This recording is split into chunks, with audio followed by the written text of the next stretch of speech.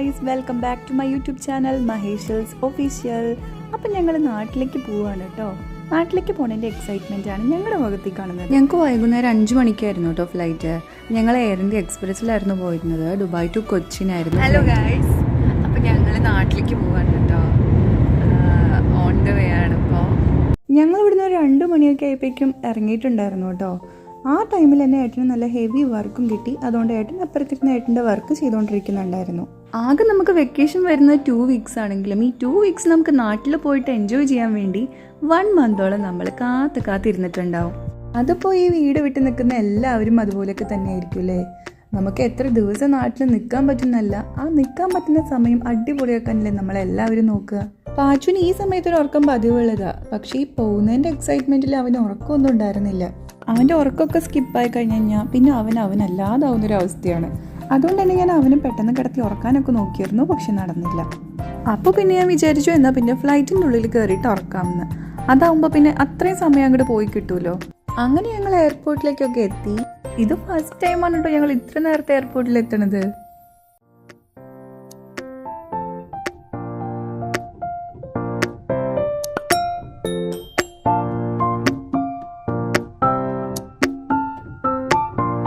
ഞങ്ങൾ normally night ഫ്ലൈറ്റാണ് എടുക്കാറ്. ഒരു 9 മണി 8 മണി ആ ഒരു ടൈമിൽ പോണത്. പക്ഷെ ഇത്തവണ ഞങ്ങൾ 5 മണിയുടെ ഫ്ലൈറ്റ് എടുത്തുകൊണ്ട് തന്നെ നമുക്ക് വീടെത്തുമ്പോഴേക്കും ഒരു 10-11 ആ ഒരു ടൈമേ ആവുള്ളൂ. അപ്പോൾ പാച്ചുവിൻ്റെ ഉറക്കത്തിനൊരു ഡിസ്റ്റർബൻസും വരില്ല എന്ന് വിചാരിച്ചിട്ടാണ് കേട്ടോ ഈ ഒരു ഫ്ലൈറ്റ് എടുത്തത്. എന്തായാലും നമ്മൾ നേരത്തെ എത്തിയോണ്ട് തന്നെ നമുക്ക് ലാവിഷായിട്ട് ടൈം ഉണ്ടായിരുന്നു. ഈ ടൈം കളയാൻ വേണ്ടിയിട്ട് ഞങ്ങൾ കുറേ ഡ്യൂട്ടി പെയ്ഡ് ഷോപ്പിലൊക്കെ കയറി ഇറങ്ങിട്ടോ.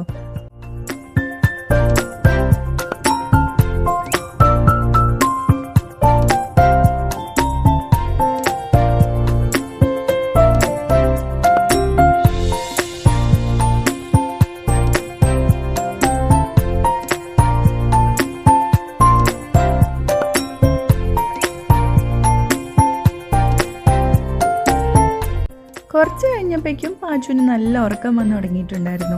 അപ്പോഴും ഞാൻ മാക്സിമം അവൻ ഉറക്കാൻ നോക്കിയിട്ടുണ്ടെങ്കിലും അവൻ ഉറങ്ങിയിട്ടുണ്ടായിരുന്നില്ല കേട്ടോ.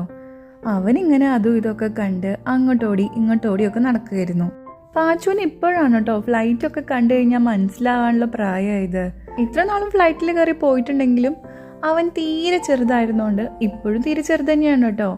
എന്നാലും ഇപ്പോഴാണ് കുറച്ചുകൂടി അവന് മനസ്സിലാവാനുള്ള പ്രായമായത്. ഇപ്പോൾ നോക്കിയിട്ട് ഫ്ലൈറ്റിന് എയ്റോപ്ലെയിൻ എന്നൊക്കെ പറയാനായത് ഇപ്പോഴായിരുന്നു. അതുകൊണ്ട് തന്നെ ആ ഒരു എക്സൈറ്റ്മെൻറ്റിൽ അവൻ ഓരോ ഫ്ലൈറ്റ് പോകുമ്പോഴും എയ്റോപ്ലെയിൻ കാണാമെന്നും പറഞ്ഞിട്ട് ഓടി പോകുമായിരുന്നു കേട്ടോ. എനിക്ക് ഇവൻ്റെ പിന്നാലെ ഓടാൻ തന്നെ ടൈം ഉണ്ടായിട്ടുള്ളൂ. അങ്ങനെ ഒരു 4 മണിയൊക്കെ കഴിഞ്ഞപ്പോഴേക്കും ഞങ്ങളുടെ ബോർഡിങ് സ്റ്റാർട്ടായിട്ടുണ്ടായിരുന്നു കേട്ടോ.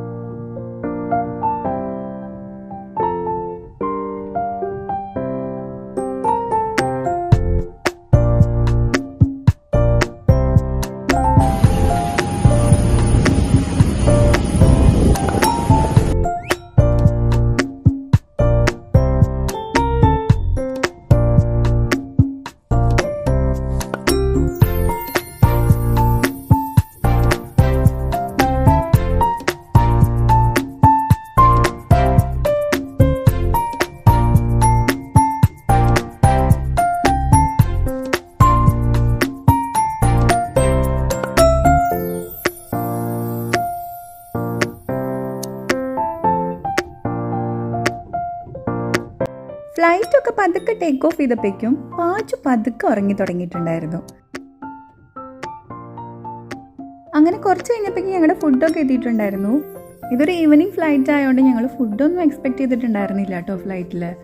നമുക്ക് ഫുഡ് വന്നിട്ട് 2 മിനി ഇഡ്ഡലി, ഒരു കുട്ടി വട, പിന്നെ ഉപ്മാവ്, അതൊക്കെ ആയിരുന്നു കേട്ടോ.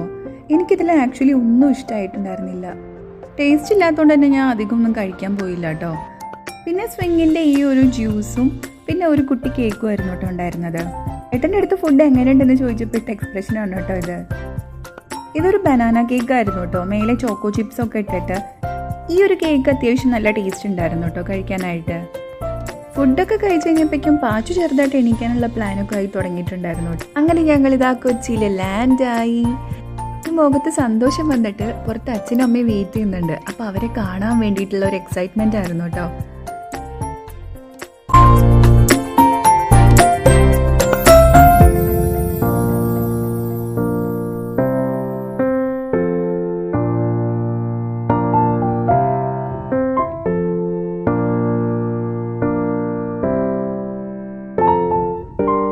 അപ്പോഴേക്കും നമ്മുടെ ബാഗൊക്കെ വന്നു തുടങ്ങിയിട്ടുണ്ടായിരുന്നു കേട്ടോ. പിന്നെ ബാഗിന് വേണ്ടിയിട്ടുള്ള വെയിറ്റിംഗ് ആയിരുന്നു. ഞങ്ങളുടെ കുറേ കഴിഞ്ഞിട്ടാണ് കേട്ടോ ബാഗൊക്കെ എത്തിയത്.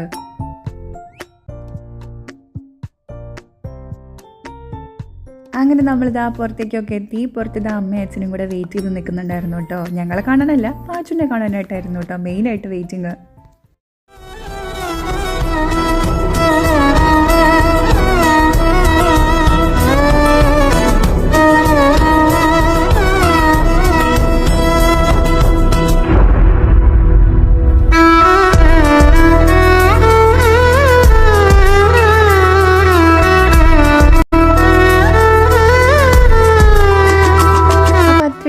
എൻ്റെ കുട്ടി വീഡിയോ ഇഷ്ടമാണെങ്കിൽ എല്ലാവരും ഒന്ന് സബ്സ്ക്രൈബ് ചെയ്ത് സപ്പോർട്ട് ചെയ്യണേ. Thank you for watching. Bye bye.